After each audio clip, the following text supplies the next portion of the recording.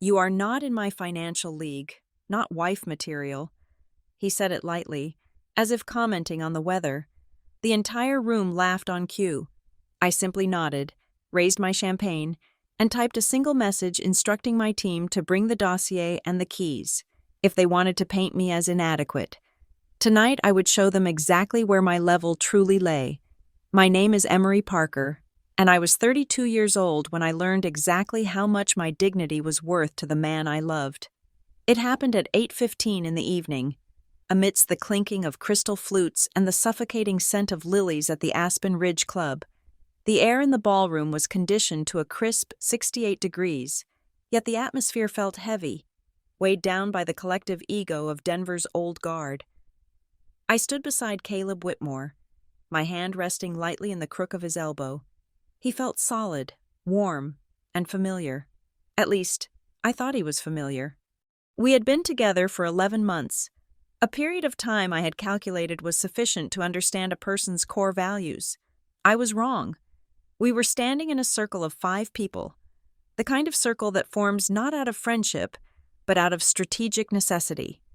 There was the CEO of a mining conglomerate, his wife who sat on 3 charity boards, and a younger couple who looked like they were auditioning for the roles of future power players. And then there was Caleb, the golden son of the Whitmore dynasty, holding court. They were discussing mergers, specifically the kind that involved families rather than corporations. The mining CEO, a man with a face like tanned leather, turned his gaze toward me. It was not a look of interest. It was an appraisal. He looked at my dress, a simple black architectural piece that cost more than his car, though he would never know that because it lacked a logo. And then he looked at Caleb. "So, Whitmore," the man rumbled, his voice thick with the confidence of generational wealth. "When are you going to lock this one down? She listens well, rare trait." I felt Caleb's arm tense slightly under my fingers. This was the moment where a partner steps in. This was the moment for a deflection, a compliment, or a protective joke. Instead, Caleb laughed. It was a light, airy sound, practiced in boarding schools and polished at Ivy League mixers. He took a sip of his scotch, tilted his head, and looked at me. His eyes were not cruel. That would have been easier to process. Cruelty implies passion. His eyes were simply indifferent, void of any emotional stakes. "Emery is fantastic," Caleb said, his voice carrying clearly over the low hum of the string quartet. "But let's be realistic. George, you are not in my financial league, not wife material." He said it to me, but he was performing for them. Time did not stop, but my processing of it slowed down to a frame-by-frame analysis. I saw the mining CEO's eyebrows shoot up, not in shock, but in amused agreement. I saw the younger couple exchange a look of relief, realizing they were higher on the social totem pole than I was. "Not wife material," I repeated internally. The words hung in the air, toxic and heavy. Caleb gave my hand a patronizing pat, as if to say, "Don't be sad. You're still fun for now." I waited for the punchline. I waited for him to say, "I'm kidding. She's actually the one out of my league." But the punchline never came. Instead, Vivian Whitmore arrived. Caleb's mother materialized from the crowd like a specter draped in silk and diamonds. She had been hovering nearby, her radar tuned to the frequency of social dominance. She slid her arm through Caleb's free side, creating a visual barrier between him and the rest of the world, effectively boxing me out. "Oh, stop teasing the poor girl. Caleb," Vivian said. Her voice was soft, melodic, and laced with arsenic. She looked at me with a smile that didn't reach her eyes. Her eyes were Arctic blue, assessing my worth and finding a deficit. Emery knows we adore her company, but the Whitmore legacy, well, it requires a certain pedigree, a certain fortitude that one is born with, not acquired. We need a partner who understands the weight of the name. She looked around the circle, inviting them in on the joke. "We can't have someone who might faint when they see the bill for the heating at the estate, can we?" The circle laughed. It was a synchronized, rehearsed reaction. They laughed because they were relieved it wasn't them being dissected. They laughed because humiliation is the favorite spectator sport of the elite. I stood perfectly still. My heart rate, which I monitored religiously on my smartwatch, spiked from 72 to 110. My face, however, remained a mask of polite disinterest. I did not pull my hand away. I did not throw my drink. I did not cry. I simply engaged the protocol I had built my entire career upon. Observe, analyze, execute. I looked at George, the mining CEO. I looked at his wife. I looked at the young couple. I memorized the way their eyes crinkled with mirth, the way they tilted their heads back. I filed away the dismissive angle of Caleb's jaw and the triumphant gleam in Vivian's eyes. They were not just laughing at a joke. They were laughing at the idea that I, a girl from Omaha who built her life from scratch, could ever belong among them. They thought I was fragile. They thought I was a tourist in their world, operating on a temporary visa that they had just revoked. I gently removed my hand from Caleb's arm. The loss of contact seemed to confuse him for a microsecond, but he quickly recovered, turning back to George to continue a conversation about tax shelters. I took a half step back, creating a physical boundary, with practiced fluid motion. I retrieved my phone from my clutch. The screen glowed, the only warmth in the room. I opened the encrypted messaging app I used with my core team. My fingers moved across the glass, typing with lethal precision. Plan B. Bring the dossier. Be on time. I hit send. The message was delivered instantly. Somewhere in the city, a secure server pinged, and a sequence of events began that Caleb Whitmore could not possibly comprehend. He thought he was playing a game of social posturing. He didn't realize he had just declared war on a sovereign nation. I slipped the phone back into my clutch and took a sip of my champagne. It tasted flat. "You okay, dear?" The voice came from my left. I turned to see Ronan Whitmore, Caleb's uncle. Ronan was the money guy of the family, an investment banker who treated conversations like hostile takeovers. He was holding a tumbler of amber liquid, his face flushed with the kind of ruddiness that comes from 40 years of expensive scotch and zero accountability. He stepped into my personal space, lowering his voice to a conspiratorial whisper. "Don't take it too hard. Caleb is just being pragmatic. He has a lot of pressure on him." "Pragmatic," I repeated, testing the word. "Is that what we are calling it?" Ronan chuckled. A wet, rattling sound. "Look, Emery, you're a smart girl. You have your little job. You have your independence. That's cute. But men like Caleb? They need women who understand the landscape, women who are manageable." He leaned in closer, and I could smell the cigars on his breath. "A smart woman knows her level. She knows when she is reaching too high. There is comfort in finding someone within your own bracket. You should try to find someone who fits you. Someone affordable." He thought he was giving me advice. He thought he was being the benevolent uncle, guiding the stray lamb back to the pasture where it belonged. I looked Ronan dead in the eye. I let the silence stretch for 3 seconds, long enough to make him uncomfortable, but not long enough to be rude. "You are right, Ronan," I said. My voice was low, steady, and stripped of any tremor. "I also prefer things that fit," Ronan smiled, thinking he had won. "See, I knew you were sensible." "I like things that fit," I continued, my gaze drifting over his shoulder to where Caleb was laughing at something his mother whispered. "Like respect, and integrity, and the ability to pay one's own debts without relying on a trust fund established by a grandfather who actually worked for a living." The smile froze on Ronan's face. It didn't drop. It just calcified. He blinked, his brain struggling to process the shift in my tone. I wasn't supposed to bite back. I was supposed to nod and fade away. Before he could formulate a response, before he could sputter out an indignation about my audacity, the sound of a microphone feedback whined through the speakers, cutting through the chatter of the room. The lights in the ballroom dimmed slightly, shifting focus to the stage at the front of the room. The master of ceremonies, A man with silver hair and a tuxedo that fit him like a second skin stepped up to the podium. "Ladies and gentlemen," his voice boomed, silky and professional. "If I could have your attention, please, we have a very special addition to tonight's program." The room quieted down. The Whitmores turned toward the stage, their faces arranging themselves into expressions of polite curiosity. Caleb looked bored. Vivian looked impatient.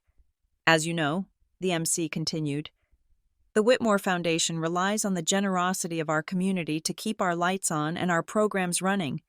Tonight, we are incredibly honored to announce that we have received a historic donation, a contribution that will single-handedly fund our technology initiative for the next 10 years. A murmur rippled through the crowd. 10 years of funding. That was a number with at least 7 zeros. "The donor has requested to remain anonymous until this moment," the MC said. Pausing for dramatic effect, he held up a sealed envelope. "But they have just signaled that they are in the building and will be joining us for the keynote speech later this evening." The room buzzed with electric energy. Who was it? Was it the oil tycoon from Texas? The tech billionaire from Silicon Valley? The speculation was instantaneous. Caleb turned to me, his eyes wide. "Did you hear that? Someone dropped a fortune. God, I hope it's not the Millers. If they outdonate us again, Mother will have a stroke." I looked at him, really looked at him. He was like a child worrying about a playground game while the school was burning down. "I am sure it will be a surprise," I said softly. A small, private smile touched my lips. It wasn't a smile of joy. It was the smile of a predator that has just seen the trap snap shut. The MC continued to speak, but the tension in our little circle had shifted. The air felt charged. Suddenly, Caleb's hand clamped around my upper arm. It wasn't gentle this time. His grip was firm, bordering on painful. He pulled me away from the group, guiding me toward a secluded alcove near the velvet curtains that lined the east wall. He maneuvered me into the shadows, his body blocking me from the view of the room. The charm was gone from his face. In its place was a flicker of annoyance, perhaps even a hint of panic. He had seen my face when Ronan spoke to me. He had seen the way I stood when the announcement was made.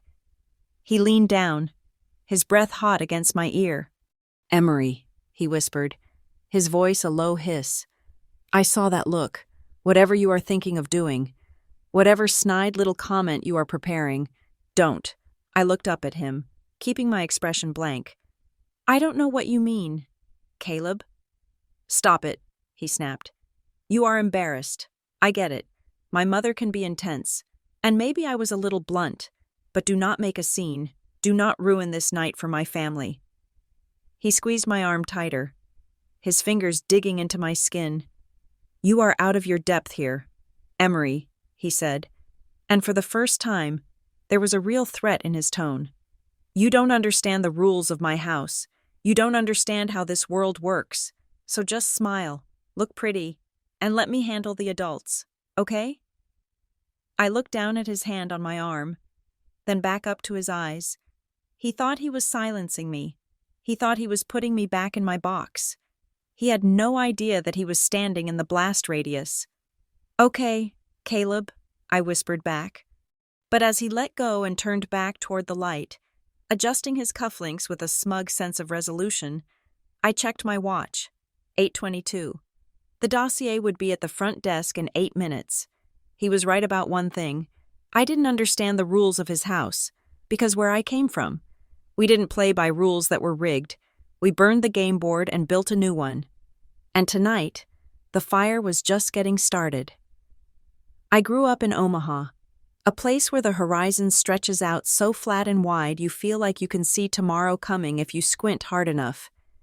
In Nebraska, value is tangible. It is corn in the silo. It is the head of cattle in the pen. It is the square footage of a house that can withstand a tornado.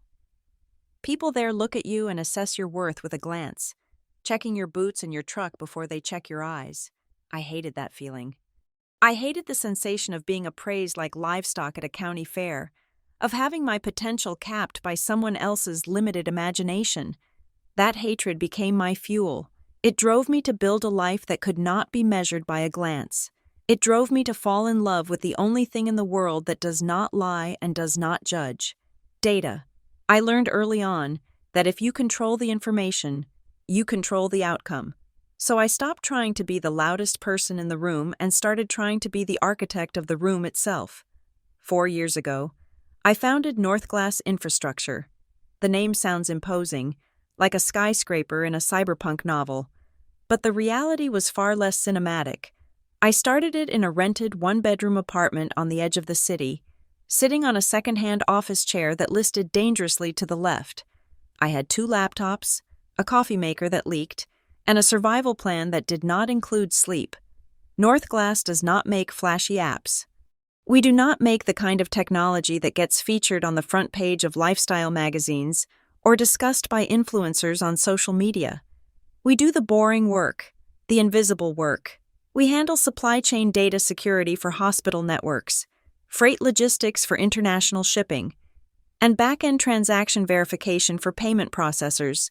We are the plumbers of the digital age.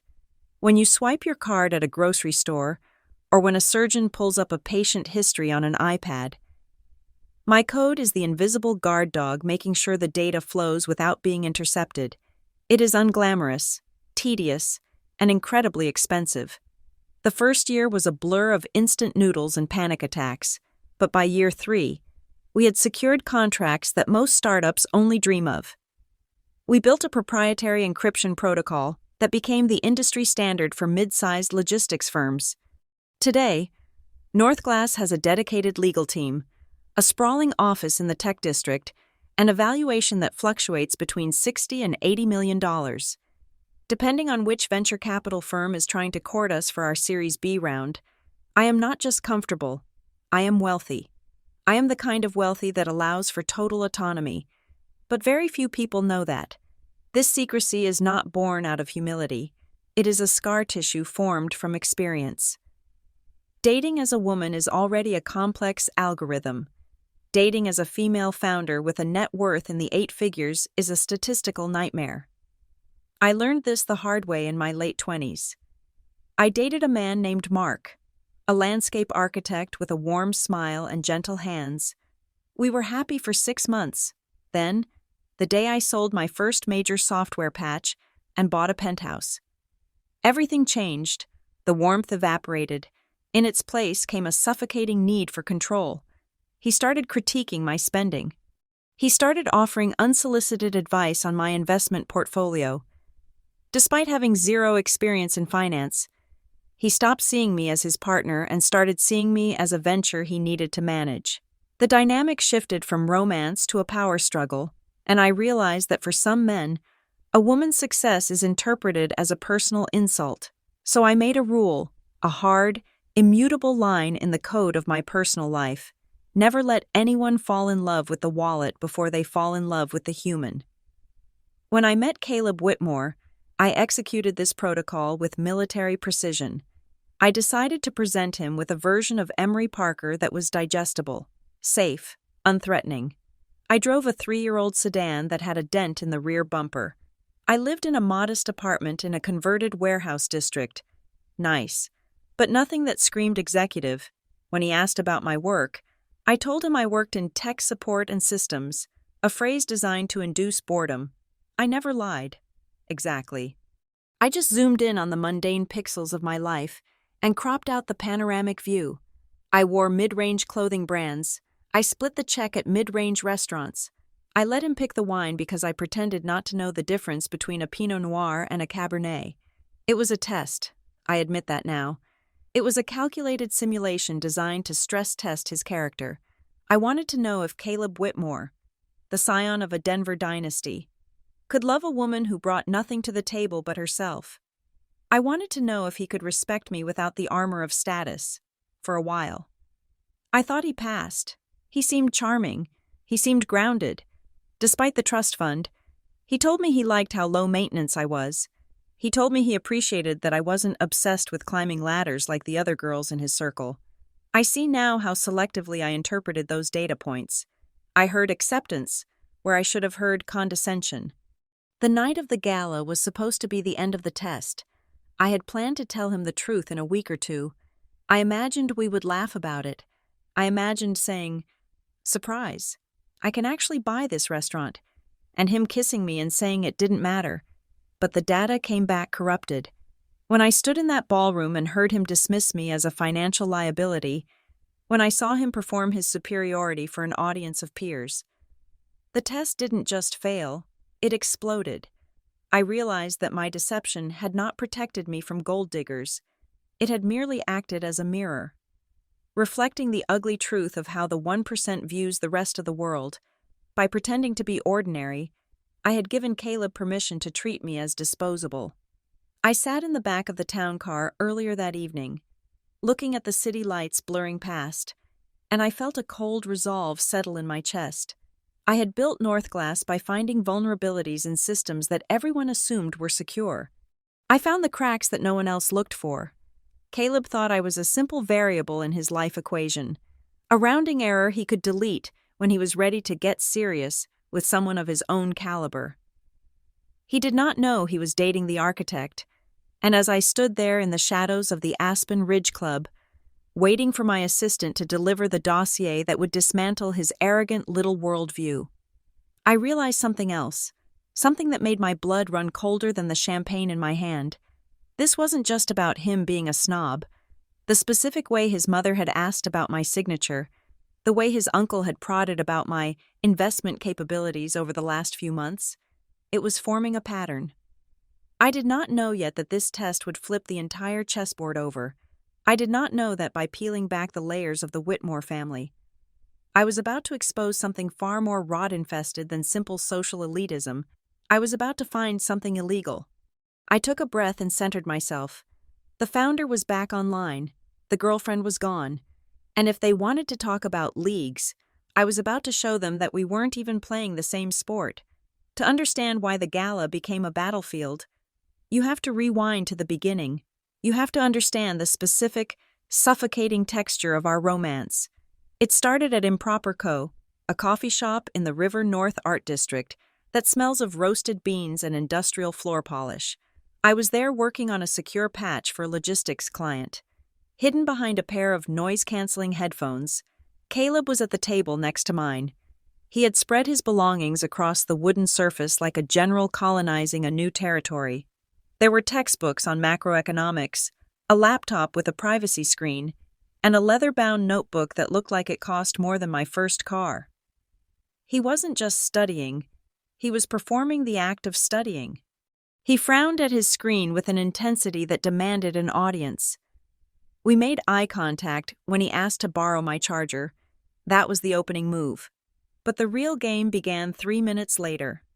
"So," he asked, leaning back in his chair with a confident, easy grin, "what do you do?" Note the sequencing. He did not ask my name first. He did not ask what I was working on or what I liked to read. In his world, identity is inextricably linked to function and status. The question was a scanner at a security checkpoint. I gave him the answer I had prepared for my experiment. "I work in tech, mostly back-end systems. It is pretty dry stuff." I watched the tension leave his shoulders. It was a physical release. If I had said I was a surgeon or a hedge fund manager, his posture would have stiffened, readying for a competition. If I had said I was unemployed, he would have prepared an exit strategy. But tech support was the Goldilocks zone. It was respectable enough to bring home to dinner, but low enough to ensure he remained the protagonist of the relationship. "That is cool," he said, and the dismissal in his voice was so smooth it almost sounded like a compliment. "I am in finance, private equity. Mostly. My family has a few interests in real estate too." He waited for me to react to the keywords. Finance, real estate, family interests. These were the shibboleths of the Denver elite. When I just nodded and took a sip of my latte, he looked slightly disappointed, as if I had failed to applaud a magic trick. Our dating life followed a rigorous algorithm of calculated mediocrity. Caleb always chose the restaurants.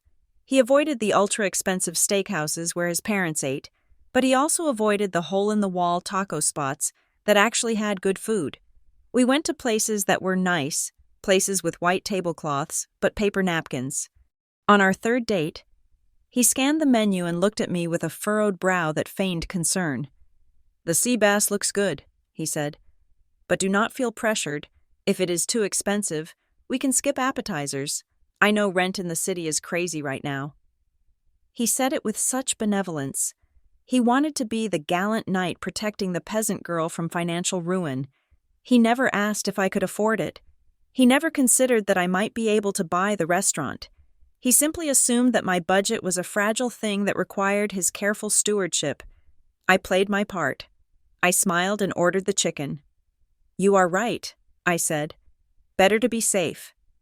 He squeezed my hand across the table, beaming. He loved that. He loved the prudent, budget-conscious girlfriend. It made him feel expansive. It made him feel like a provider.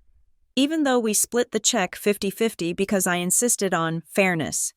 As the months went on, the red flags started to look less like warnings and more like decorations. He spoke in a code that excluded me, and I realized eventually that the exclusion was the point. He would mention the club without specifying which one, assuming I wouldn't know the difference between the Aspen Ridge and the Denver Country Club anyway. He would talk about the foundation as if it were a sentient entity. "We have to go to the summer mixer at the lake house," he told me once. "It is just a small family thing, nothing fancy." When I arrived, nothing fancy turned out to be a sprawling estate with a valet service and a string quartet. I drove my car up the gravel driveway, a reliable 4-year-old sedan that I kept specifically for these occasions. It was clean, functional, and utterly invisible. Caleb met me at the entrance. He was wearing a linen suit that cost $3,000. He watched the valet take my keys. "You know," he said, looking at my car as it disappeared around the bend, "that car really suits you." "Emery." I froze. "What do you mean?" He smiled, wrapping an arm around my waist. "It is practical, reliable, no flash. It is just very you." It was an insult wrapped in affection.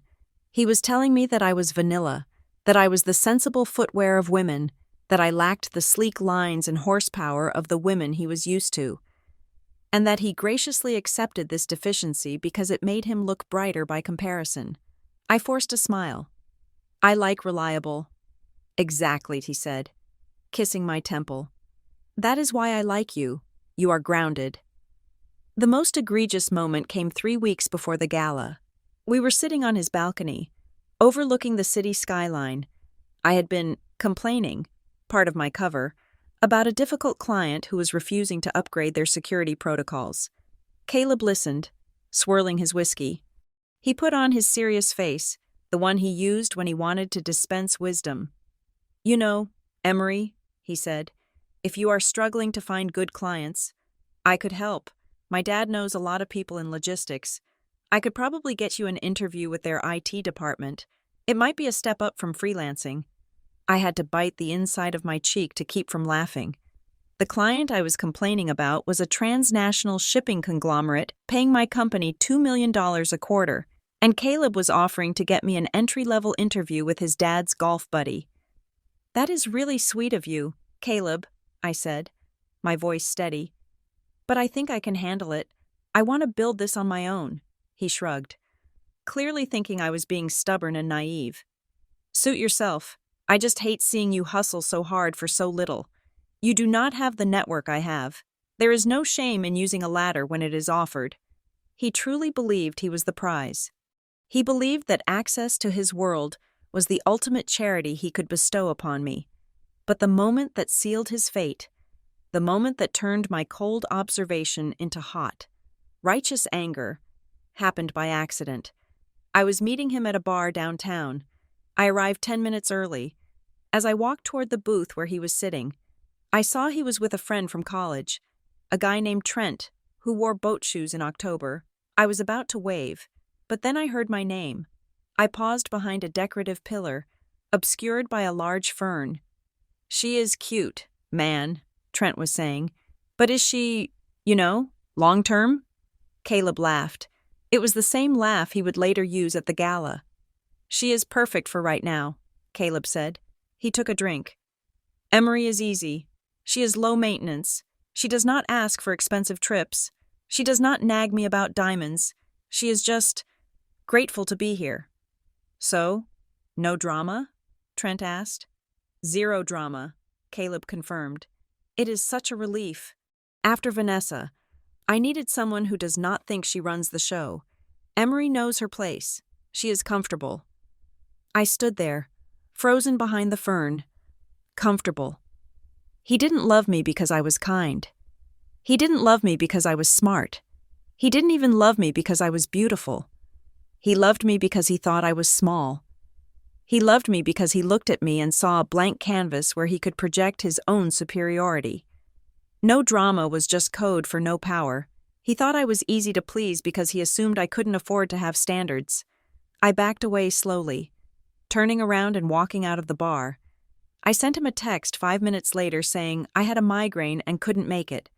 I sat in my car, my practical, reliable, invisible car, and gripped the steering wheel until my knuckles turned white. He wanted no drama. He wanted someone who knew her place. I put the car in gear. Okay, Caleb, I said to the empty air.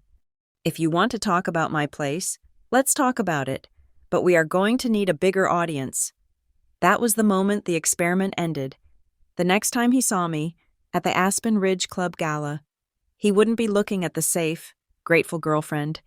He would be looking at the storm he never saw coming. Cherry Hollow Estate was not a home. It was a statement of intent carved out of limestone and mahogany. When Caleb drove us up the winding driveway, the gravel crunching beneath the tires of his car sounded less like an arrival and more like an intrusion. The house sat on a rise overlooking the valley, imposing and silent. It was the kind of silence that cost money. The absence of neighbors, the absence of traffic, the absence of anything uncontrollable. I stepped out of the car and felt the air change. It was thinner here, sharper.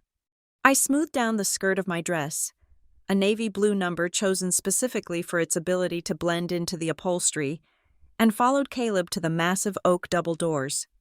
Just follow my lead, Caleb said, checking his reflection in the glass panel. And try not to bring up politics, or new money, or anything too opinionated. The doors opened before he could knock. A housekeeper nodded to us, but she wasn't the one who mattered. Standing in the foyer, beneath a chandelier that looked heavy enough to crush a small sedan, were Gordon and Vivian Whitmore. Gordon Whitmore was a man who looked like he had been gray since birth. He wore a cashmere cardigan and slacks that held a permanent crease.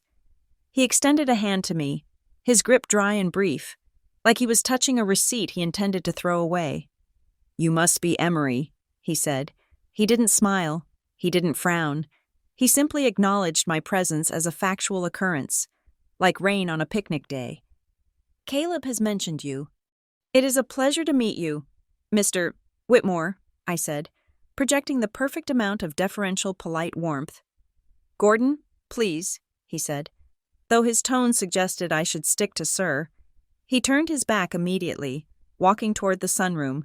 We are serving brunch on the terrace. Do try to keep up.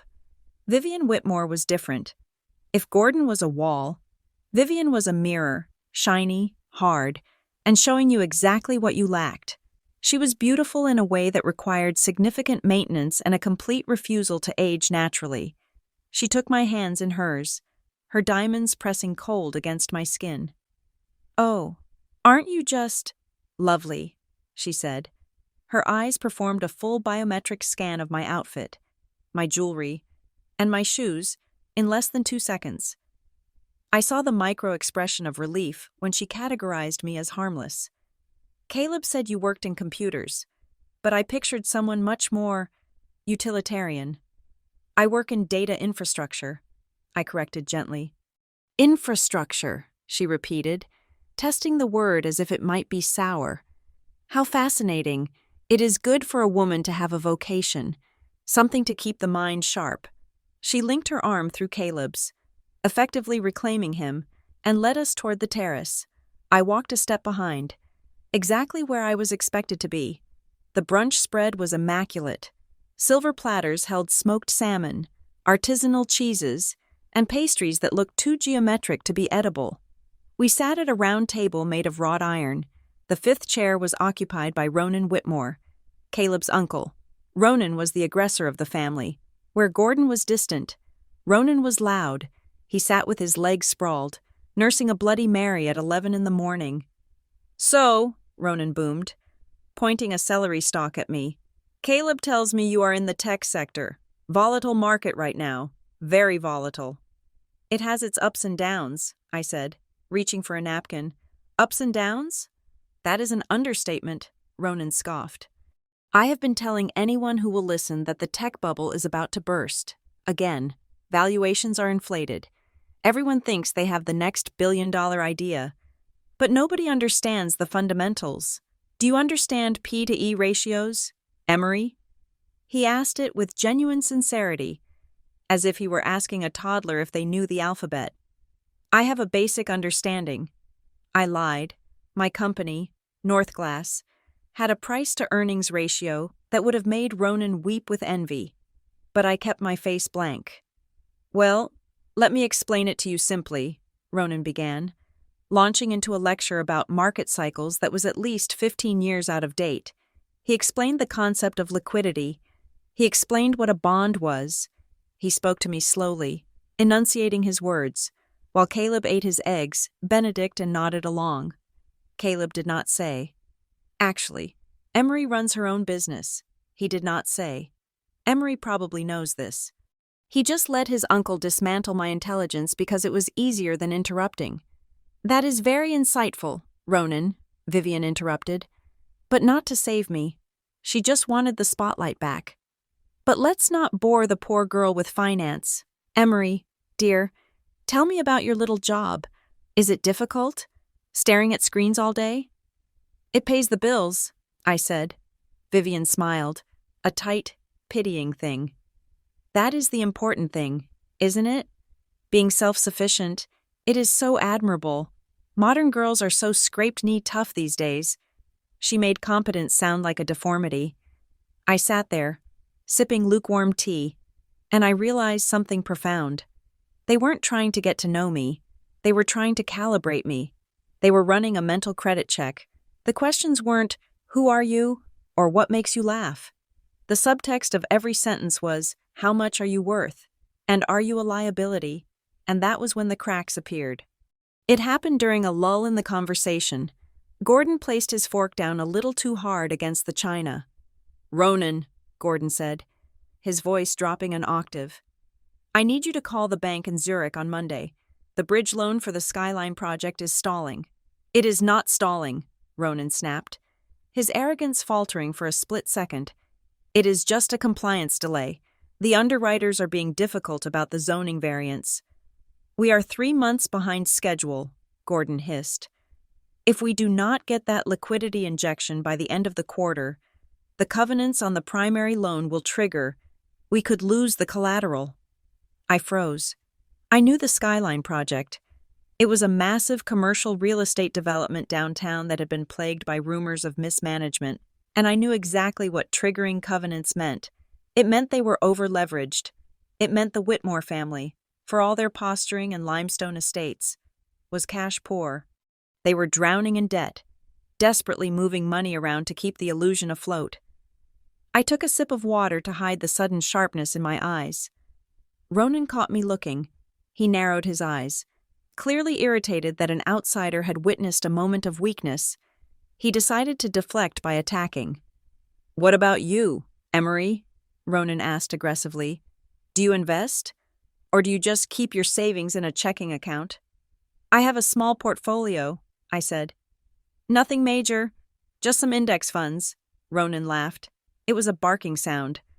"Index funds, quaint, that is fine for the average person, I suppose, but real wealth requires active management. It requires access to private equity, hedge funds, mezzanine debt. You need serious capital to play in the big leagues. It is not a game for amateurs." "I am sure you are right," I said. "It sounds very stressful." "It is," Gordon said darkly, looking at his brother, "especially when the market does not cooperate. The rest of the brunch was a blur of backhanded compliments. Vivian told me my skin was remarkably clear for someone who lives in the city, implying that the city was dirty, and I was lucky to have survived it. Caleb told a story about a ski trip to Gstad, and when I didn't react to the name of the hotel, the whole table shared a look of amused tolerance. As we were leaving, walking back toward Caleb's car, the silence of the estate felt even heavier. I felt like I was covered in a thin film of grease. Caleb stopped me before I could open the car door. He grabbed my elbow, pulling me close. I thought he was going to apologize. I thought he was going to say, "I am sorry my uncle is a jerk," or "my mom can be intense." Instead, he leaned in, his voice a harsh whisper. "You need to try harder next time." "Emery," I looked at him. "Excuse me?" "You were too quiet," he said, looking back at the house as if checking for surveillance. "And when Ronan was talking about the market, you looked bored. You cannot look bored. These people are important. They are my legacy." "I was just listening," I said. "Well, listen better," Caleb snapped. "Do not make them think you are dull. And for God's sake, do not make them think you are unsuitable. I am putting my neck out bringing you here." He opened the door for me, but the chivalry was dead. "Just fit in, Emery," he muttered as he walked around to the driver's side. "That is all you have to do." I sat in the passenger seat as we drove away from Cherry Hollow. I watched the house disappear in the rearview mirror. Caleb thought I was unsuitable because I didn't have their pedigree. He didn't know that I had just diagnosed their financial terminal illness. He didn't know that the amateur with the index funds could buy and sell his uncle's debt before breakfast. "Fit in," I repeated softly to myself. "What?" Caleb asked, glancing over. "Nothing," I said. "Just thinking about the market. I wasn't going to fit in. I was going to foreclose." The invitation arrived by courier. Not mail. It was a slab of cream-colored cardstock so thick it could have been used as a weapon. With the words, "The Whitmore Foundation Annual Charity Gala at the Aspen Ridge Club," embossed in gold leaf. It smelled of tradition and exclusion. It sat on my kitchen counter like a summons to court. Caleb stood in my kitchen, adjusting his silk tie in the reflection of my microwave. He glanced at the invitation and then at me, his expression softening into that familiar, patronizing pity. "Now, about the silent auction," he said, turning to face me. "Every couple is expected to bring a gift for the bidding tables, but please, Emery, do not feel pressured. You do not need to spend a month's rent on this. Just get something thoughtful, a gift basket, or maybe a nice bottle of wine. If it is under $200, that is perfectly fine. We can put it in the MIC category." He squeezed my shoulder. "I do not want you to stress about the finances. I know things are tight." I looked at him. Things were not tight. That morning, I had approved a transfer of $400,000 for a new server farm in Nevada, but I swallowed the truth. Just as I had been doing for months, "I will find something appropriate," I said, "for the gift." I did not buy a gift basket. I went to a rare antiquarian bookseller downtown and purchased a first-edition collection of essays by Emerson. Signed, with the original dust jacket. It cost $3,500. It was understated, intellectual, and timeless. It was a test to see if they would recognize value without a price tag attached. For myself, I chose a dress that was the epitome of my safe persona. It was black, floor-length, with long sleeves and a high neck. To the untrained eye, it was boring. To a trained eye, the lack of seams and the way the silk crepe moved like water would have screamed custom couture. But I knew the Whitmores. They liked logos. They liked things that shouted. My dress whispered, so I knew they would not hear it. We arrived at the Aspen Ridge Club at 7 o'clock. The sun was setting over the mountains, casting a blood-orange glow across the snow-dusted peaks. But inside, the light was strictly controlled by crystal chandeliers. The room smelled of expensive perfume and old money, a scent that is a mixture of lilies, leather, and anxiety. As we walked in, I felt the immediate, physical weight of judgment. Heads turned, eyes narrowed. I was the variable in the room, the unknown quantity, Caleb steered me through the crowd with a hand on the small of my back. It felt less like affection and more like he was guiding a shopping cart. We stopped at a cluster of people near the ice sculpture. "Caleb!" A man with a ruddy face and a tuxedo that strained at the buttons clapped him on the shoulder. "Good to see you, son. And who is this?" Caleb smiled. "This is Emery. She is my girlfriend." "Pleasure," the man said, looking me up and down. "What line of work are you in?" "Emery?" I opened my mouth to say, "I am the founder and CEO of a data security firm," but Caleb beat me to it. "She does software," Caleb said quickly. "Tech stuff. You know how it is. Fixing computers, coding websites." He reduced my empire to IT support in 3 seconds. "Ah," the man said, losing interest immediately. "Good field. Lots of demand for fixing things." He turned back to Caleb, and I was erased. This happened 3 more times. "She does software. She is in tech. She works with computers." I became smaller and smaller with every introduction, compressed into a shape that would not threaten Caleb's ego.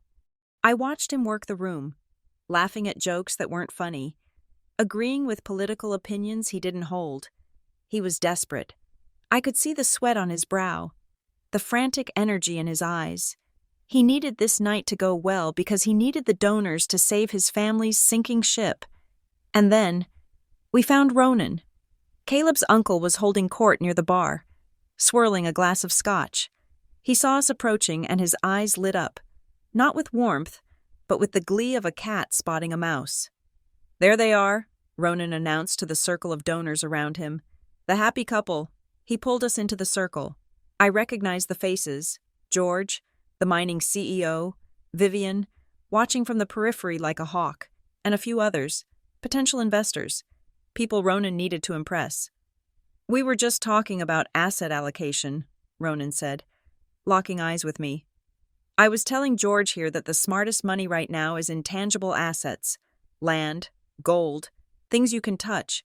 None of this digital vaporware." He paused, a smirk playing on his lips.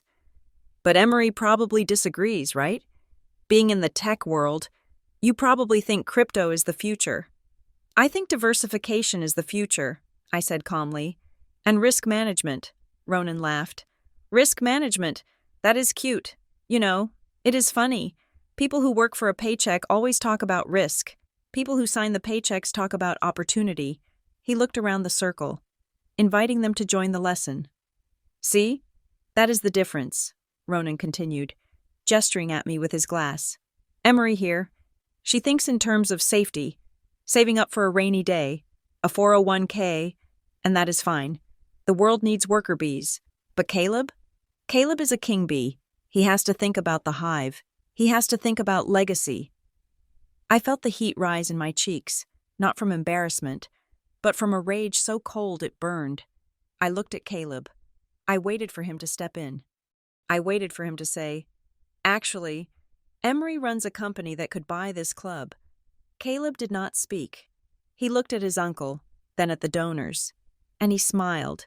It was a weak, ingratiating smile. He was selling me out to buy their approval. "You are right, Uncle Ronan," Caleb said. "Emery is very cautious. She likes to play it safe." "Exactly," Ronan boomed. "And that is why you two are such a funny pair. The visionary and the anchor." The circle chuckled. I stood there, a statue in black silk. The air in the room seemed to vanish. I was being dissected, categorized, and dismissed in real time. Caleb turned to me. He must have seen the flash of steel in my eyes, because for a second, he looked nervous, but the pressure of the room was too strong. The need to perform for the league was too intoxicating. He decided to double down. He decided to make the ultimate joke to prove he was one of them. He looked at George, then back at me, and delivered the line that would end his life as he knew it. "Emery is fantastic," Caleb said, his voice light, tossing the words out like confetti. "But let's be realistic. You are not in my financial league, not wife material." The silence that followed lasted only a heartbeat, but it stretched into infinity. Then, The laughter came. It wasn't raucous. It was polite, refined, a soft ripple of amusement from a group of people who agreed that dignity was a commodity reserved for their tax bracket. Vivian covered her mouth with a napkin to hide her smile. Ronan nodded, raising his glass in a mock toast to Caleb's honesty. They laughed because they thought it was true. They laughed because they thought I was trapped in their world, subject to their rules. I looked at Caleb. He was beaming, flushed with the success of his little performance. He thought he had just bonded with the alpha males. He thought he had secured his place at the table by kicking my chair out from under me. The noise of the gala faded into a dull roar. The clinking of glasses, the string quartet, the chatter. It all became background static. The only thing that was real was the clarity crystallizing in my mind. I did not cry. I did not run. I took a slow, deliberate sip of my champagne. I set the glass down on a passing waiter's tray.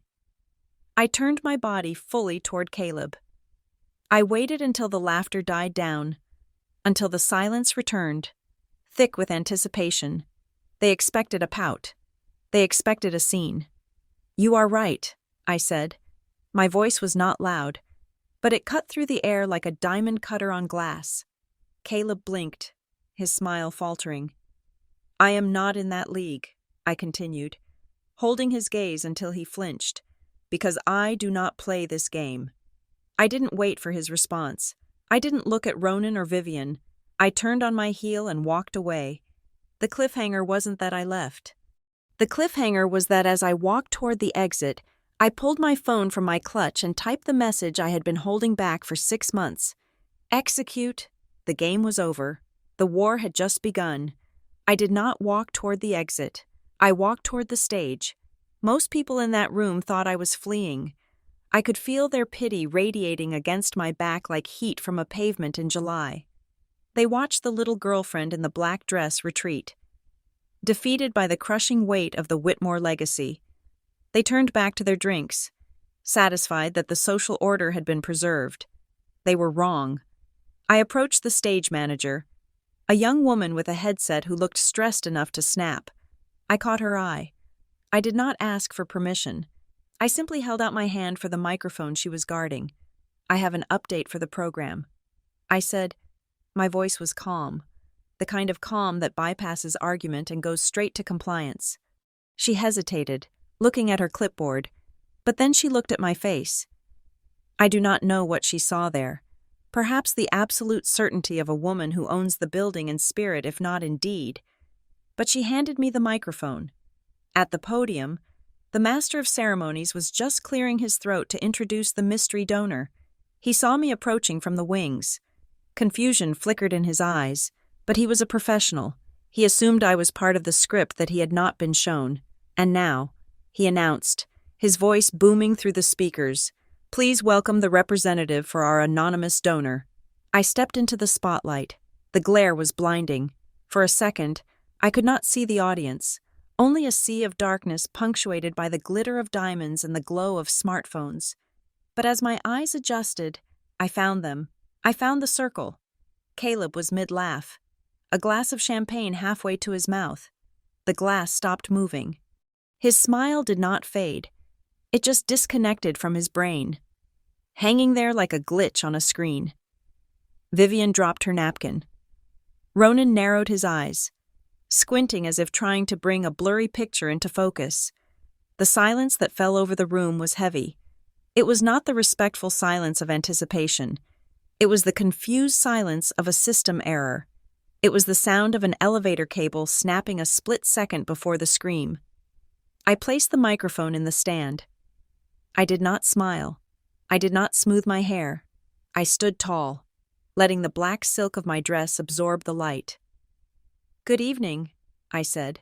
My voice echoed, crisp and clear, bouncing off the vaulted ceilings. Caleb took a step forward, his face draining of color. He looked like a man watching a car crash in slow motion. He started to make a cut-it-out gesture with his hand, a frantic slashing motion near his neck. I ignored him. "I am here to correct a misunderstanding," I continued. I looked directly at the table where the Whitmores stood. Earlier tonight, It was suggested that I do not understand the value of legacy, that I lack the financial fortitude to sit at this table. A ripple of murmurs went through the crowd. This was off script. This was dangerous. So, I decided to speak in the only language that this room truly respects. I pulled a folded document from my clutch. It was a single sheet of paper, heavy and cream-colored. I unfolded it with a sharp snap that sounded like a gunshot in the quiet room. I am pleased to announce that Northglass Infrastructure has just authorized a grant to the Whitmore Foundation. I paused. I saw Ronan's head snap back. The name Northglass hit him like a physical blow. I saw his lips form the word, Northglass, the company he had mocked in industry journals, the company he had rejected 3 years ago because the founder was too inexperienced, the company that was currently valued at $80 million. The grant is in the amount of $15 million, I said. The number hung in the air. $15 million. It was not a donation. It was a takeover. Gasps erupted from the back of the room. A glass shattered somewhere near the bar. But I was not done. This capital is fully cleared and wired as of 5 minutes ago, I said, my tone shifting from formal to lethal. However, Northglass Infrastructure is a company built on precision. We do not invest in chaos. We do not invest in opacity. I looked at Gordon Whitmore. The patriarch was clutching the back of a chair, his knuckles white. He knew. He knew because Northglass was the vendor currently securing the data room for the Zurich loan he was desperate to close. He realized in that terrifying heartbeat that the little girlfriend held the digital keys to his family's survival. Caleb finally moved. He rushed toward the stage, abandoning all pretense of cool detachment. He scrambled up the stairs, his face a mask of panic and fury. He reached for my arm, trying to pull me away from the microphone. "Emery, stop," he hissed, his voice trembling. "You are drunk. You do not know what you are doing. Get down." I stepped back, a smooth, calculated movement that left him grasping at empty air. I turned to look at him. The audience watched, captivated. This was better than charity. This was execution. "I am not drunk." "Caleb," I said, and because I was still near the mic, my voice boomed over his whisper. "And I know exactly what I'm doing." He froze. The realization hit him. The tech support girl, the reliable sedan, the coupon-clipping dinners, it all crashed down on him, burying him under the weight of his own arrogance. "You said I was not wife material." I said. I looked him dead in the eye. "You were right. I agree." I gestured to the room, to the opulence, to the shallow, fragile ego of his family. "I am not material for anyone.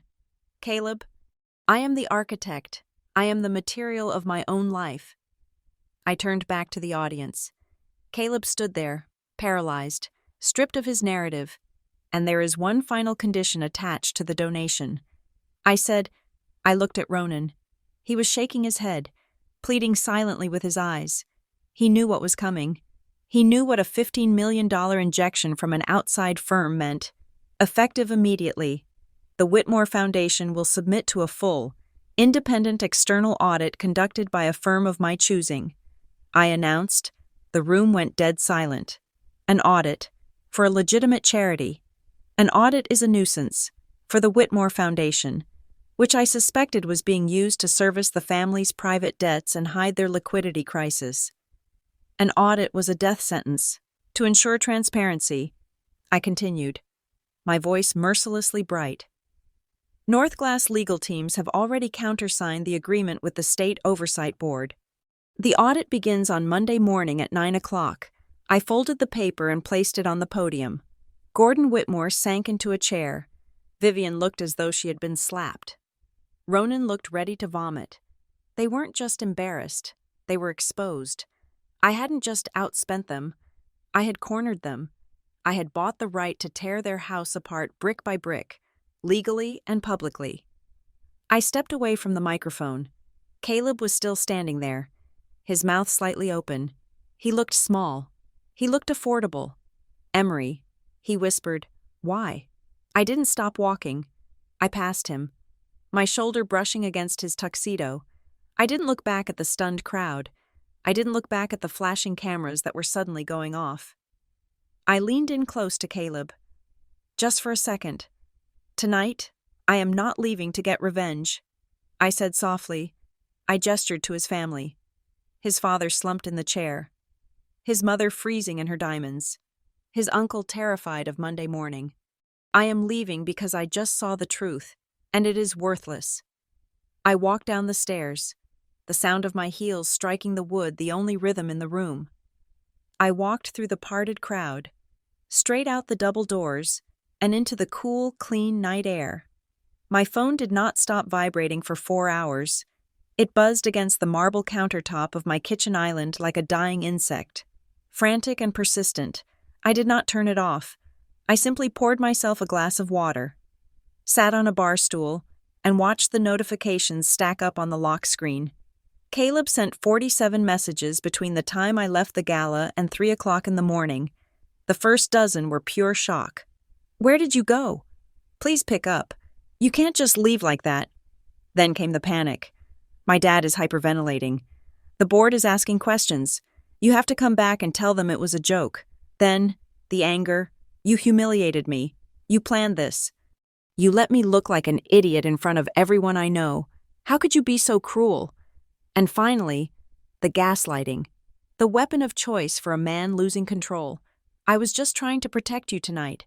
I was trying to help you fit in. And this is how you repay me? By destroying my family? I read them all with clinical detachment. It was fascinating to watch the decomposition of his ego in real-time text format. He was grieving the death of his superiority by morning. The digital assault had shifted fronts. A courier arrived at my office at North Glass Infrastructure at 9:15. He carried a bouquet of white orchids so large it required 2 hands to hold. They were exquisite, expensive, and completely devoid of soul. The card was handwritten on heavy stationery.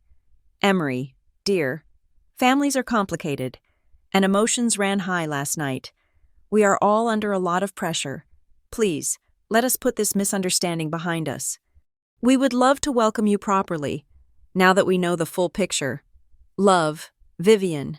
I stared at the card. Now that we know the full picture, there was no apology for the insult, no remorse for her son telling a room full of people I was worthless. Vivian Whitmore was not sorry that they had treated me like garbage.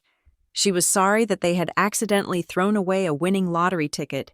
She was trying to reframe a public execution as a misunderstanding. I handed the flowers to my receptionist.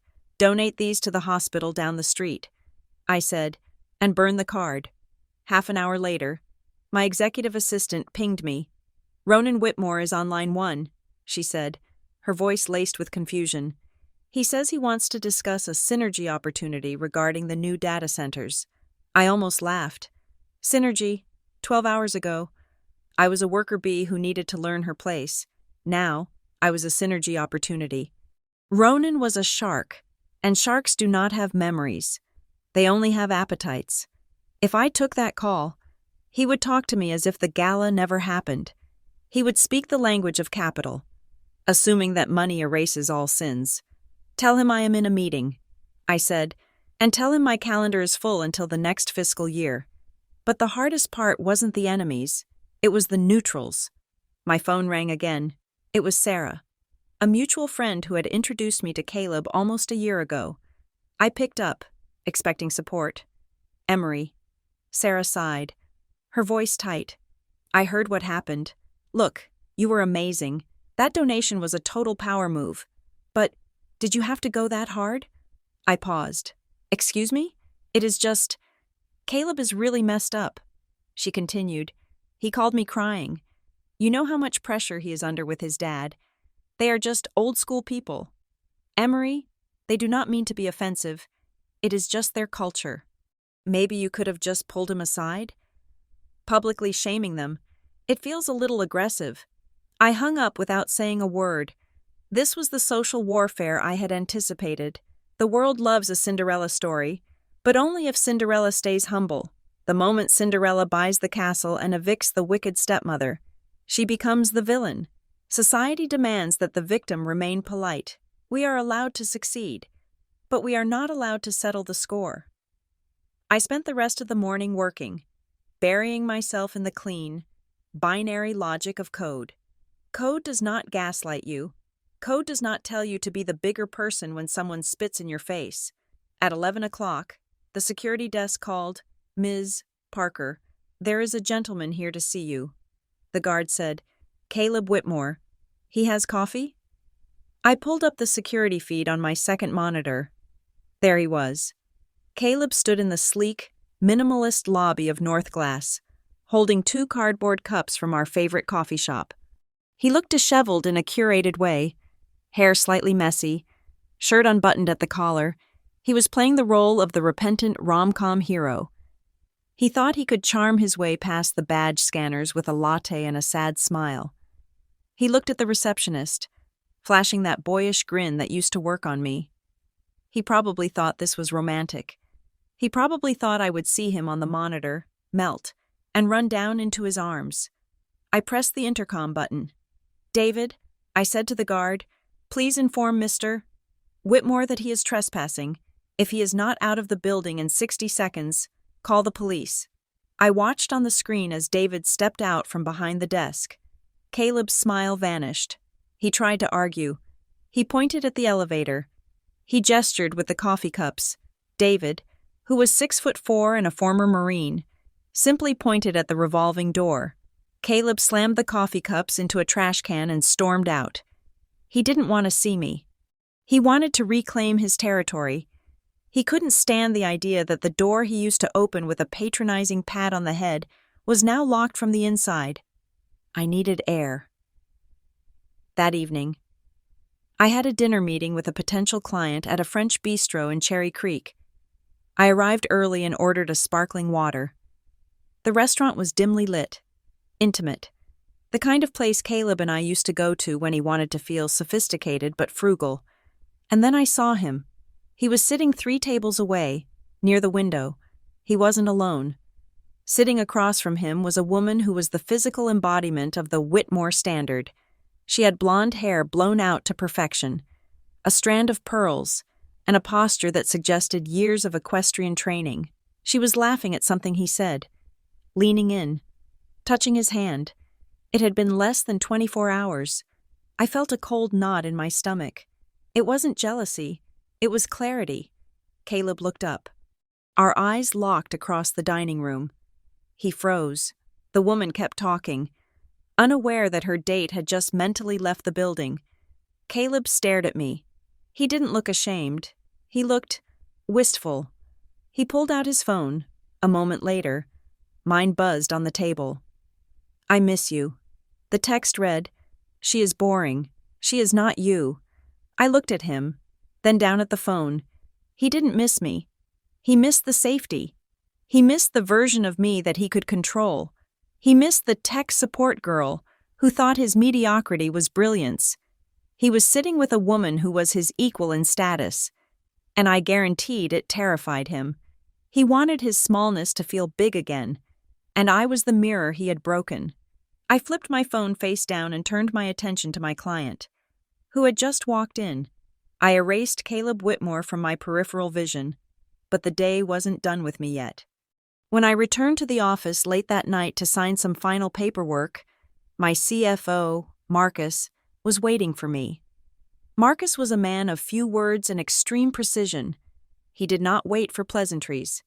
"Emery, we have a problem," he said, sliding a tablet across the conference table. I looked at the screen. It was a credit inquiry report, flagged by our identity protection software. "What am I looking at?" I asked. "We caught this in the deeper audit of your personal exposure." Marcus said, "It seems someone tried to attach your name to a commercial loan application about 3 weeks ago. It was for the Skyline Project." I frowned. The Skyline Project? That was the Whitmore development. They listed you as a soft guarantor, Marcus explained. It is a gray area in lending. They didn't forge your signature for the main loan, but they listed you as a strategic partner with a verified asset base to boost the application's credibility score. They used your social security number and your credit history to lower their risk profile. I stared at the document. The date was from 3 weeks ago. 3 weeks ago. Caleb was telling me I wasn't wife material. 3 weeks ago. Ronan was lecturing me about index funds. They knew I had good credit. They might not have known I was worth $80 million. But they knew I was solvent. They knew I was clean. And they used me. They treated me like a human shield. They were willing to leverage my financial stability, the stability they mocked, to prop up their crumbling empire. If the loan had defaulted, the bank would have come knocking on my door, dragging me into a legal nightmare to prove I hadn't consented. This wasn't just snobbery. This was fraud. I felt a strange sensation wash over me. The anger that had been simmering all day suddenly evaporated, replaced by something much colder and much more dangerous, calculated. They hadn't just looked down on me. They had assessed me, quantified me, and decided I was a useful resource to be mined. Caleb's questions about my work, Vivian's prying about my address. It wasn't just rude, it was reconnaissance. "Emery?" Marcus asked, watching my face. "Do you want me to call the lawyers? We can file a cease and desist. We can sue for identity theft." I stood up and walked to the window, looking out at the Denver skyline. Somewhere out there, in that dark expanse, the Whitmores were sleeping in their limestone house, thinking they could send flowers and smooth this over. "No," I said softly. I turned back to Marcus. "Do not sue them yet. That is too loud." I looked at the tablet again. "Good," I said, a small, razor-sharp smile touching my lips. "This is actually good." Marcus looked confused. "How is this good?" "Because," I said, picking up the tablet, "it means they didn't just despise me. They calculated me, and if they want to do math. Marcus," I looked him in the eye, "I am going to teach them how to count to 0. The conference room on the 42nd floor of North Glass Infrastructure looked less like a workspace and more like a surgical theater. The blinds were drawn against the morning sun, casting the room in a cool blue light. In the center of the long mahogany table sat 3 people who cost me $2,000 an hour combined. On my left was Sarah Jenkins, a forensic accountant who could find a missing penny in a federal budget. On my right was David Thorne, a litigator who specialized in white-collar fraud and had a reputation for being absolutely bloodless. We were not there to discuss feelings. We were not there to process my heartbreak. We were there to construct a coffin out of paper trails. "Let us review the timeline," Sarah said, tapping her tablet. 3 months ago, the Skyline project hit a liquidity crisis. The construction loans were coming due, and the Whitmores did not have the cash to refinance. Their credit rating was already overextended from the failed resort in Cabo. I looked at the projected screen on the wall. It showed a spiderweb of shell companies and loan applications. "They needed a bridge loan," David added, his voice dry. "But no reputable bank would touch them without a guarantor. Someone with a spotless credit history. Someone with 0 debt and verifiable assets, even if those assets were modest." "Me," I said. "You," Sarah confirmed. "Or rather, your identity. They did not need your money directly. They needed your name. They listed you as a silent partner on the application to a secondary lender. It is a technique called credit layering. It is not technically illegal if you consent, but since you did not sign anything, it is fraud." I stared at the screen. I saw the dates. I saw the inquiries. And then, the memory hit me like a physical blow. I thought back to a Sunday afternoon at the estate. 2 months ago, we were having tea in the solarium. Vivian had been unusually chatty. She had pulled out a leather-bound address book. "Emery, darling," she had said, her pen poised over the paper. "I realized I do not have your full details for the family Christmas card list. And you know how the post office is these days. What is your full legal name? And your current address? Do you still rent that apartment on 4th Street? I had thought she was being inclusive. I had thought she was finally writing me into the family narrative. "And your birthday?" she had asked, smiling that warm maternal smile. "I want to make sure we send you something special." I had given her everything: name, date of birth, address. It was not a Christmas list, I said, my voice quiet in the sterile room. It was data harvesting. She was fishing me over Earl Grey tea. Social engineering is most effective when it comes from a trusted source, David noted without looking up from his files. It appears they used that information to run a soft credit check first, to see if you were viable. When you came back clean, they moved forward. But here's the interesting part, Sarah said. Swiping to a new document, we traced the IP address of the device that submitted the loan application. It did not come from Cherry Hollow, and it did not come from Caleb's apartment. I leaned forward. Ronan? No, Sarah said. Ronan is loud, but he is technologically illiterate. He still dictates his emails to a secretary. This application was submitted from a secure server in a law office downtown, specifically, the office of Arthur Sterling. I froze. Arthur Sterling was the Whitmore family's longtime legal advisor. He was a man I had met once, a ghost in a gray suit who hovered at the edge of their parties. He was the one who made problems disappear. Sterling, I whispered. He is the operator, David said. Ronan provided the pressure, Vivian provided the data, and Sterling executed the fraud. He likely assumed that since you were a small-time girlfriend with a regular job, you would never check your deep credit report. He thought you were a nobody who would not notice a soft guarantor flag. He thought I was safe, I said. He made a miscalculation, David said, closing a folder. A felony-level miscalculation. My phone buzzed on the table. It was Caleb. Again. I picked it up.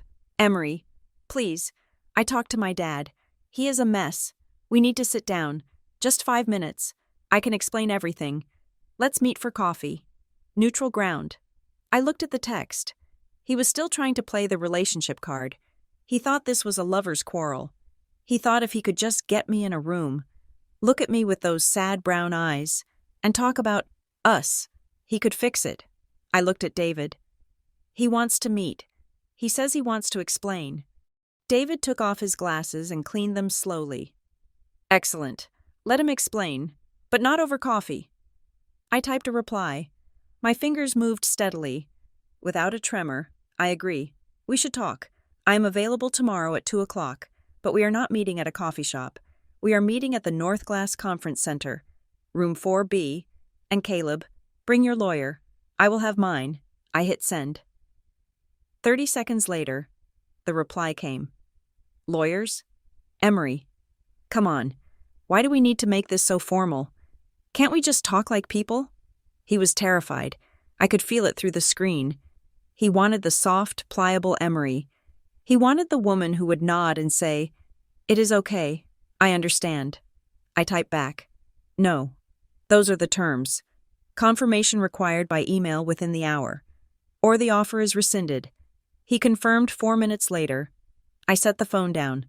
I felt a cold satisfaction. He was walking into a room thinking he was going to have an emotional reconciliation. He did not know he was walking into a deposition.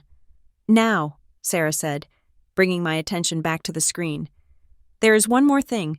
Since you initiated the audit of the Whitmore Foundation last night, we took the liberty of looking at their public tax filings from the last 3 years to establish a baseline. We found something inconsistent. Inconsistent how? I asked. The Whitmore Foundation is a 501c3 charitable organization, Sarah explained. It is illegal to use charitable funds for private benefit, but look at this. She pointed to a series of transactions labeled consulting fees and administrative restructuring. Every time the Whitmore family business, the real estate arm, had a debt payment due, Sarah said, tracing the line with her finger. The foundation paid out a nearly identical amount to a shell company owned by Arthur Sterling, and then, miraculously, the family business made its payment. The room went silent. They are churning debt, David said, his voice dropping to a whisper. They are taking money donated for cancer research and scholarships, laundering it through Sterling's firm, and using it to pay off the interest on their private loans. I sat back in my chair. The scope of it was breathtaking. It wasn't just that they were broke. It wasn't just that they were fraudsters who stole my identity. They were embezzlers. If this comes out, I said, looking at the numbers. It is not just bankruptcy, it is prison. For Gordon, for Ronan, maybe even for Caleb if he signed off on the board minutes. It destroys the name, David said. Permanently. The Whitmore legacy becomes a byword for theft. I stood up and walked to the window. I looked down at the city below, at the cars moving like ants, at the buildings standing tall and proud. The Whitmores thought they owned this city. They thought they were the gods of Denver, untouchable and golden. But they were just common thieves in expensive suits. Do we have enough to prove it? I asked, turning back to the table. We need one more link, Sarah said. We need to prove that the money leaving the shell company went directly to the family accounts. We need the bank records from Sterling's firm. And how do we get those? I asked. David smiled. It was the first time he had smiled all morning. That is why we are having the meeting tomorrow. You are going to get Caleb to give them to us. He just does not know it yet. I looked at the schedule on the wall. Tomorrow at 2:00. Caleb thinks he is coming to save his relationship, I said. He thinks this is a case of a broken heart. I picked up the file containing the fraudulent loan application with my name on it. He is about to find out, I said, that what happens when the ego meets the truth is not a tragedy, it is an autopsy. Room 4B was designed for acquisitions. It was a space of aggressive neutrality, glass walls that could turn opaque with the touch of a button, a table made of reclaimed slate that felt cold to the touch, and acoustics that swallowed any sound of hesitation. I sat at the head of the table, my hands folded on top of a single, thin file folder. At 2:00 sharp, the door opened. Caleb walked in first. He looked like a man who had not slept, but had spent significant time trying to look like he had. His suit was dark, his tie loosened just enough to suggest distress. He stopped when he saw me, his eyes widening with a performance of relief. Emery, he breathed, stepping forward as if to hug me. I did not stand up. I did not smile. I simply pointed to the chair opposite me. Sit down, Caleb. He froze, the rejection hitting him like a physical barrier. He pulled out the chair and sat, looking wounded. But he was not alone. Vivian Whitmore glided in behind him. She was not on the invite list, but I had anticipated this. She wore a cream-colored suit that screamed innocence and a strand of pearls that whispered power. She smiled at me, a tight, pained expression that was meant to convey shared feminine burden. I hope you do not mind, Emery, Vivian said, taking the seat next to her son. I thought it would be best if we had a woman-to-woman chat. Men can be so clumsy with these things. I do not mind at all, I said calmly. The more, the clearer. Exactly, Vivian sighed, smoothing her skirt. We just want to clear the air. Caleb is devastated. You know, he made a terrible joke, and he knows it was in poor taste. But families, we forgive. We move forward. Before I could respond, the door opened a third time. This was the variable I had bet on. Ronan Whitmore strolled in. He was not looking apologetic. He was looking at the room, assessing the cost of the furniture, assessing the view. He carried a leather portfolio and wore the arrogance of a man who believes he is doing you a favor by breathing your air. What a nice setup, Ronan said. Ignoring the tension in the room, he pulled out a chair and sat down heavily. Bit modern for my taste, but effective. Good afternoon. Emery? Ronan, I acknowledged. I did not know you were part of the reconciliation committee. Oh, I'm not here for the emotional stuff, Ronan said, waving a hand dismissively. I am here for the opportunity. Look, let's cut to the chase. You made a splash last night. $15 million. That got our attention. It shows you are serious. He opened his portfolio and slid a glossy document across the slate table toward me. So, we talked it over, Ronan continued, his voice taking on a benevolent tone. And we are willing to let you in. We are restructuring the equity for the Skyline project. If you convert that grant into a direct investment, we can offer you a 5% stake. Limited voting rights, of course, but the returns will be significant once we bridge the liquidity gap. I looked at the document. It was a partnership agreement. They weren't here to apologize. They were here to close a deal. They had looked at the woman they insulted, realized she had money, and decided to pivot from humiliation to exploitation. They thought I was so desperate for their approval that I would pay $15 million to buy a seat at their table, a seat with limited voting rights. I looked at Caleb. He was watching me, hopeful. He honestly thought this was a good offer. He thought letting me pay his family's debts was an act of love. "Let me get this straight," I said, my voice soft. "You want me to convert a charitable grant into a private equity investment in a failing real estate project?" "It is not failing," Ronan snapped. "It is just experiencing cash flow optimization issues, and it is a chance for you to be a real partner. Emery. Not just Caleb's girlfriend, a Whitmore partner." "I see," I said. I picked up the file folder I had been guarding. "So, your respect has a price tag," I said. "And that price tag is my liquidity. That is how the world works, darling," Vivian said gently. "We take care of each other." "Interesting," I said, "because I have a different definition of taking care of people." I opened the folder. "Let us talk about how you took care of me 3 weeks ago." I slid the first document across the table. It was the credit inquiry report. Ronan frowned. He picked it up, squinted at it, and then his face went blank. "What is this?" he asked, feigning ignorance. "That is a record of a soft credit check run on my Social Security number," I said. "Authorized by a shell company registered to Arthur Sterling, your family attorney, and this," I slid the second document, "is the loan application for the secondary financing on the Skyline project. The one where I am listed as a guarantor, without my signature, without my consent." The silence in the room was absolute. It was the silence of a vacuum where all the oxygen had been sucked out. Vivian stopped smiling. She looked at the paper, then at Ronan. Her hand went to her throat. "I found the email chain too," I continued, my voice steady and cold. "Arthur Sterling is not very careful with his digital hygiene. He forwarded the draft application to an encrypted server, but he forgot that Northglass Infrastructure secures the backbone of that server provider. I have the logs. I have the timestamps. I have the email from you, Vivian, sending him my date of birth and current address." Vivian's face turned the color of ash. She looked at me, and the mask of the sweet, welcoming mother dissolved. In its place was something hard and ugly. "You are overreacting," she said, her voice icy.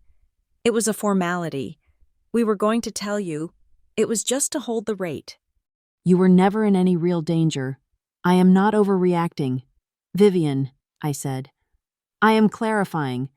"Clarifying what?" Ronan demanded, his face flushing red. "That you were spying on us? This is inadmissible. You hacked our lawyer." "I did not hack anyone," I said. "I audited my own security perimeter, and I found intruders." I stood up. I walked to the glass wall and pressed a button. The opaque glass turned clear, revealing the adjoining breakout room. Sitting there were 3 people. One was Marcus, my CFO. The other 2 were strangers to the Whitmores, but they recognized the suits. "That is the vice president of commercial lending from the bank holding your primary mortgage," I said, pointing to the man on the left.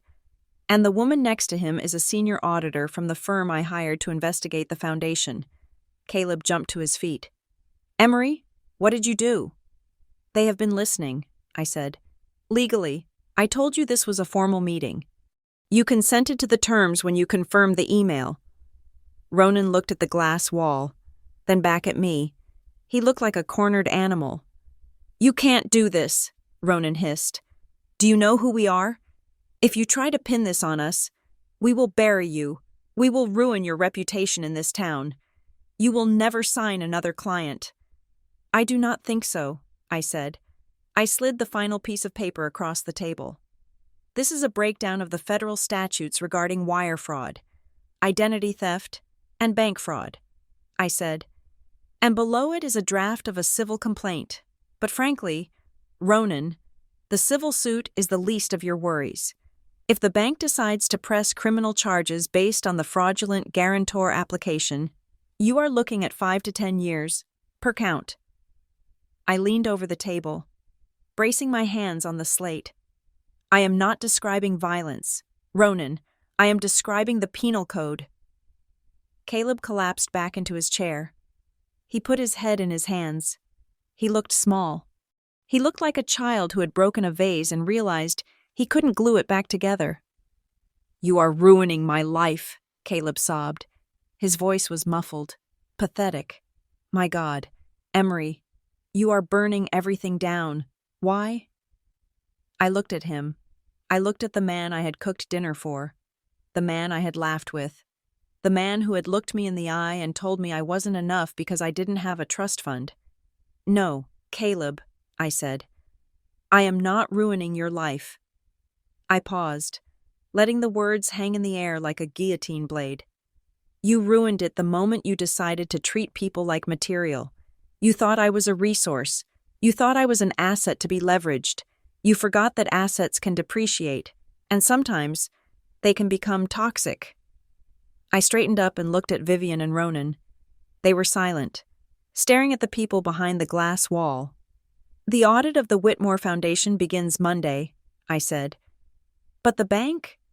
"The bank is reviewing your loan covenants right now, and since the guarantor was fraudulent, I imagine they will be calling the note due by close of business today." I checked my watch. "You have about 2 hours to find $40 million. Ronan stood up, his hands shaking. "We can fix this. Emery, please. We can withdraw the application.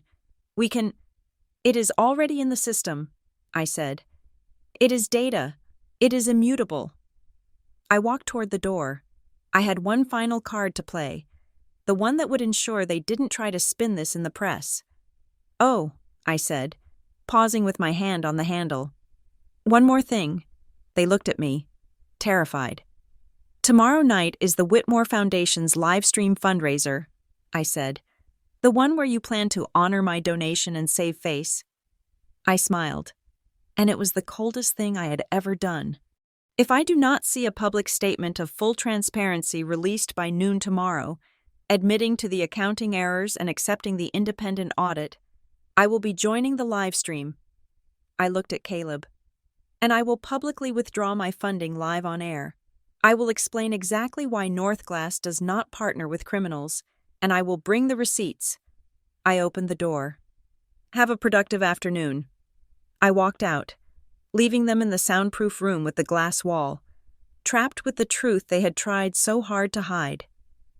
The ballroom at the Aspen Ridge Club had been transformed from a party venue into a broadcast studio. Heavy velvet curtains blocked out the night, and blinding white lights focused on a stage where the Whitmore family sat in a tableau of forced, wholesome unity. It was 8 o'clock in the evening. The live stream had been running for 10 minutes. I stood in the wings, just out of frame, watching the feed on my phone. The viewer count was climbing. 5,000, 10,000. The local press had picked up the scent of scandal after my stunt the previous night, and now everyone wanted to see if the Whitmore Foundation would implode or rebound. Gordon Whitmore was at the podium. He looked 10 years older than he had yesterday. His skin was pasty under the stage makeup, and his voice lacked its usual baritone resonance. "Integrity," Gordon was saying, gripping the lectern as if it were a life raft. "That is the cornerstone of the Whitmore legacy. For 3 generations, we have prioritized community above self. We have prioritized truth above profit. And tonight, we renew that vow." It was a good speech. It was also a complete fabrication. I waited for the pause. I waited for the moment when he shifted his weight, preparing to pivot to the donation request. That was when I walked out. I did not storm the stage. I did not grab the microphone. I simply walked into the frame, standing calmly to the right of the podium. I was wearing a white suit, sharp, clinical, and impossible to ignore. The cameramen did not cut away. They were too stunned, or perhaps they smelled the blood in the water. Gordon froze mid-sentence. Vivian, seated behind him, stiffened so abruptly I thought her pearls might snap.